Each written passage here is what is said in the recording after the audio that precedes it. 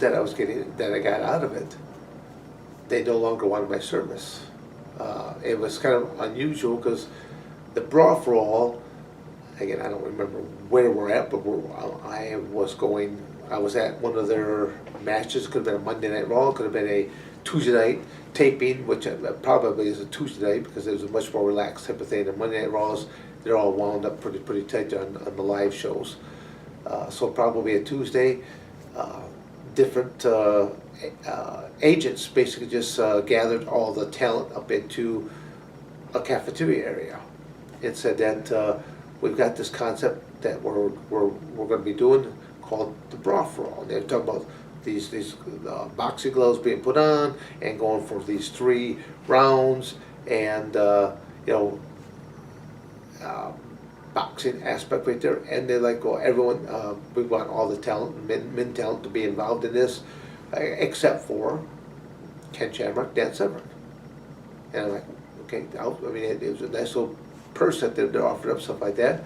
And so this goes on for several weeks. That, yeah, they're doing a Brawl for All match on the WWF show, along with all the rest of the professional wrestling that's taking place. And then several weeks into this, I had one of the agents come up to me and goes, "Hey Dan, how would you like to be in the Brawl for All?" And I'm like going, "Against who? How much?" And they basically threw a name and they gave me a figure. I go, "Sure."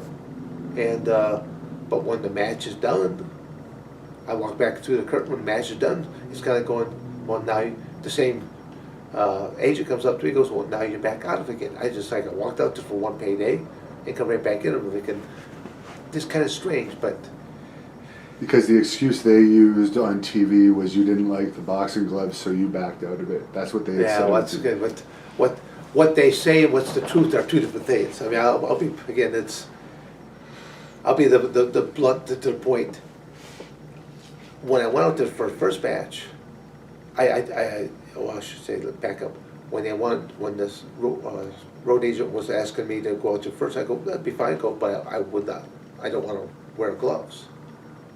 And he goes, "Well, you can't fight bare knuckle." I said, "I will never throw a single punch. I will show you what a true wrestler is. I'll block and parry. I'll clinch, I'll take down, and I will show you the real ability of a wrestler." I go, "It might be, you do happen to run a promotion that says professional wrestling, the marquee word wrestling. We're not talking about professional bull riding, we're not talking about professional whatever, but it's professional wrestling. I'll show you what a real wrestler can do." But, it literally, it's one of those type of things where if you could redo this, in hindsight, if I could redo that match, I wouldn't even bother talking to that road agent about that. I would have simply just, I would have went out there and I would have said something like, "Referee, okay, referee, take the gloves off. That was all part of the gimmick, okay?" Of which he's not going to know. He'll take the gloves off. Game on. It's kind of like those things. It's kind of like going, well, you kind of learn this kind of stuff after the fact. To me, it's like I was trying to be a company person. A company wants this kind of results. Sure, I'll go get this kind of results for professional wrestling. Now, I'm going to be in a Brawl for All. Well, this is all about me winning. Nothing about how long the match is going to last, something like this. It went the 3 1-minute rounds or whatever the time was, but it was nothing. It was, to me, it's still like a lackluster match because I got these 20-ounce gloves. I really can't clinch my hands, but I took Godfather down. I clinched him. I threw him down, and that was really about the extent of that match. And they didn't have, they weren't licensed to actually hold those matches either, right? There was no commission governing. Exactly. Yeah, exactly. Because I think Quebecer Pierre was in it, and he doesn't have vision out of one eye, so I don't think he'd be licensed by a fighting commission, right? Because you can't block. Well, again, this was it probably fell under that category of this is professional wrestling. Yeah. What did you think about that whole Brawl for All? Hey, I wish I'd have took it more serious. Yeah. Bart Gunn got me, and I just. Your cardio was shot. No, it wasn't that. Overconfident. Okay. Just overconfident. Just thinking that nobody could beat me at anything. Just overconfident. Just saying, going there saying, "Oh, Bart can't beat me," And then Bart told me, When we were walking out there, Bart said, "I'm gonna knock you out." And I laughed. I'm like, "Yeah, right. Yeah, okay. Yeah, you're gonna knock me out." Overconfident, thinking overconfident, and I got caught. You know, I was planning on winning that thing. You've said in other interviews that the whole Brawl for All tournament was a concept designed by you to prove that JBL really isn't that tough. Pretty much, yeah, because we were back there one day, and I think it was me, JBL, I think it was Kevin Kelly, and he was mouthing off that if this were real, I would lay everybody out. And I remember listening to him, and like, listen, JBL was not one of my favorite guys. He was one of these boisterous, cocky, conceited Texas badasses. So as soon as he said that, I'm like, okay, let's see what would happen. So I did go to the next creative meeting and pitch that to Vince, and that's how the Brawl for All was born. Was that just because UFC was just developing at the time? It really had nothing to do with UFC, bro. It really was to keep trying to do different things. You know, I mean, and bro, some things worked and some things didn't, but it was all in, you never knew what you were going to get when you put on our show. It really, I mean, that wasn't inspired by UFC at all. It was just, let's try something different. And what are your thoughts of Joey Styles ultimately, I guess, getting the better of JBL? And when I read that, I mean, I didn't feel bad for JBL, let me say that. I guess there was a lot of injuries out of that Brawl for All in the end, so Yeah. that's why there was never a second one. Yeah, but you know, bro, I got to be honest with you. There were a lot of injuries, but a lot of guys made a lot of money that they wouldn't have made. You know, like some guys weren't being booked, and if they wanted to be a part of this Brawl for All, like, bro, they were getting paid a nice amount of money. If they went to the next round, they got even more. You know, so the guys, you know, some guys that weren't being used as much made some good money. But yeah, I mean, you know, hindsight being 2020 with the chance of those guys getting hurt, I don't know if I would do something like that again. Was it your idea to bring in Butterbean to fight Bart Gunn? Yeah. Yeah. And I guess, in hindsight, would you have tried to possibly work that match? Or? No, bro. Bart Gunn will tell you this himself, bro. When he won the Brawl for All, and now we knew he was going to fight Butterbean. At that point, Mark Merrow's, Gold Gloves boxing manager, his name was Ray Rinaldi. He started training Bart. And I mean, he was training Bart to be a boxer. So when Bart went in that match against Butterbean, he was going off of the way Ray Rinaldi had trained him. And it wasn't the style he used when he was knocking everybody out cold. He literally was trying to box Butterbean. And Bart will tell you today, I mean, I saw him about a year ago, and he'll tell you today, man, if he would have went into that match just like he went into his Brawl for All matches, things may have been a little different. If you wanted to box, like have a legitimate athletic boxing competition, could you even be licensed with your eye? No. So you were, so there was no real, because I guess it was under the pro wrestling. Yeah, it was no commissions there or was no anything. commission, yeah. Yeah, and I went with my eye patch too. Right, because you can't perceive depth for someone that's like, you're very tough, but like, to block punches, it's very difficult with one eye. Yeah, but I guess since I threatened Nash and people to beat them up, I guess they wanted to see if I had really balls or I just pretended I had balls. Yeah. So they put me with the guy who was supposed to win the whole thing, Dr. Det, Steve Williams, and then Hawk. Of the Road Warriors, he came up to me. He said, "Man, you're gonna get killed tonight." He said, "I'm gonna tell you what.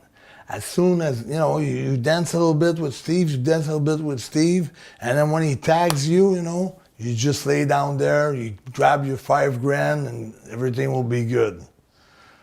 I look at Hawk. I said, "Are you fucking serious, Mike? You're telling me to fucking lay down with this motherfucker? No, go back and tell him that I'm gonna fight everything I've got in myself, and he's in for the fight of his fucking life. Tell him to fuck off with this $5,000. So, That's And you it. went the distance with it. Yeah, I went the distance. Despite your handicap. Yeah. And despite that you couldn't do MMA or boxing. I had only 1 week Yeah. of training. Steve Williams the was other training thing. for 3 months in Japan and everywhere with different guys at the time, and 3 guys in the meantime, and things like that. And if you look at his second match against Bart Gunn, he was winning the whole thing. He was like, he had only 12 seconds to go, and he got knocked out there. But he was winning he was supposed to win the whole thing, and he was far ahead on points on Bart Gunn on the second match. Bart just came out at the last second because I think it was just a problem, and we all had the same problems. It was our cardio. Yeah, because you weren't trained like We weren't trained most for people that. have an 8-week training camp at least. Yeah, before no fights. training camp at all. And Me, they fucked with me because I brought a coach, an MMA coach with me, because you have the 2 generic coach that were saying, yeah, you're good, okay, just do this, just do that. But it was generic for every wrestler. They had the same coach, the same 2 coach for every Brawl for All match. So they didn't have any strategy or nothing at all. So I brought my own coach. They know that I paid for his wrestling airfare, the airfares, the airplane, the tickets, and everything. That I put him in a room. I travel with him. I don't eat at all during the whole day because I'm all stressed up by the match. The adrenaline is there, and at the beginning with the Raw, not at noon when they tell all the match. At 7 o'clock they say, "Oh, we postpone your match for next Monday. It's not going to be this Monday. It's going to be next Monday." Well, I spent already $2,000 on the guy, bring him in with me. yeah. So the next Monday, I didn't bring him with me. I said, if I bring him with me again and they postpone the match another time, it's going to cost me $4,000, You ended up having a couple Brawl for All matches. How did they present that idea to you? I think, Vince has always been one of those guys that he truly believes in. If a motherfucker is a badass and you think yourself is a badass, get in the ring and show it. And I think that at that given point in time, is you had a lot of guys down in WCW who was considered as some badass people. And, this guy's talking about this guy's better than this guy, or this guy whooped this guy's ass. Well, then let's see. Let's do a Brawl for All, whoever wants to get in and see. But then again, a lot of the veterans and smart guys are like, hey, why do I want to get into this Brawl for All, which is good. You can make good money. But you always have to look at that. But if I get knocked out by this guy who has no name that's in the Brawl, what does that do for my professional career? It just kills it. So that's why there's a lot of big name people like, look, I worked too hard to get this far with my name and my career to go out and take a chance of maybe getting knocked out. Not say I will get knocked out, but if I did, what would that do to my career?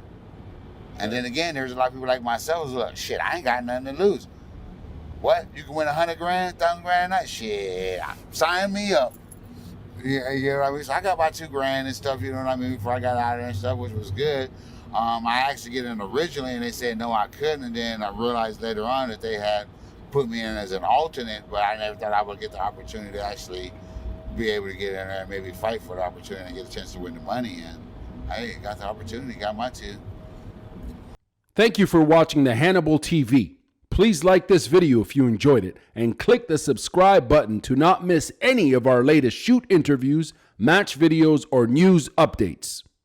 Support us on patreon.com for $1.99 a month to watch our full shoot interviews ad-free and help our channel grow. Follow us on Twitter at the Hannibal TV for instant updates.